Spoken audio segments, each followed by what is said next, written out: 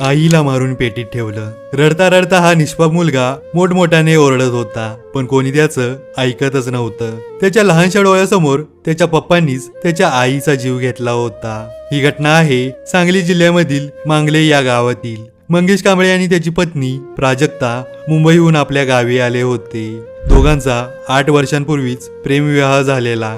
त्यांना 2 मुलं, पण त्यांच्या संसारात संशयाचं विष पसरलं होतं. मंगेश सतत प्राजक्ताच्या चारित्र्यावर संशय घेत असे. त्याला नेहमी वाटायचं की प्राजक्ता त्याला धोका देते. 27 मार्चच्या दिवशी सकाळी घरात फक्त मंगेश आणि प्राजक्ता होते. त्यांची अचानक भांडणे चालू झाली आणि याच संशयाच्या भरात मंगेशने प्राजक्ताला गळा आवळून संपवले. एवढे करूनही तो थांबला नाही. त्याने तिचा एका छोट्याशा लाईटच्या पेटीत कोंबायला सुरुवात केली. ती बसत नव्हती म्हणून त्यानं तिचे हातपाय मोडले. पेटीचं दार बंद केलं, वर बॅग आणि अंथरुणही टाकलं.